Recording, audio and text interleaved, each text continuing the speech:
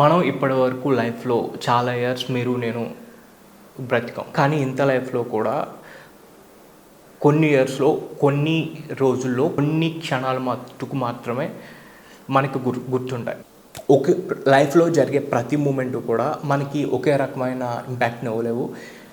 ఏ క్షణాలుగా అయితే మనం ఎమోషనల్గా ఎక్కువ ఇన్వాల్వ్ అవుతామో అలాంటి మూమెంట్స్ని మటుకు మాత్రమే మన బ్రెయిన్ అనేది ఎక్కువగా గుర్తుపెట్టుకుంటుంది. ఏ క్షణాలకైతే మనం ఎక్కువగా నవ్వుతామో, ఏ క్షణాలకైతే మనం సెలబ్రేట్ చేసుకుంటామో అలాంటి క్షణాలని మన బ్రెయిన్ అనేది ఎక్కువగా గుర్తుపెట్టుకుంటుంది.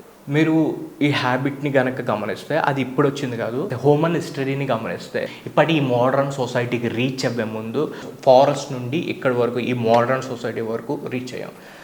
ఫారెస్ట్లో సర్వైవ్ అవ్వాలంటే అలోన్గా కన్నా కూడా గ్రూప్స్గా ఉన్నప్పుడు మాత్రమే సర్వైవల్ అనేది ఈజీ అవుతుంది.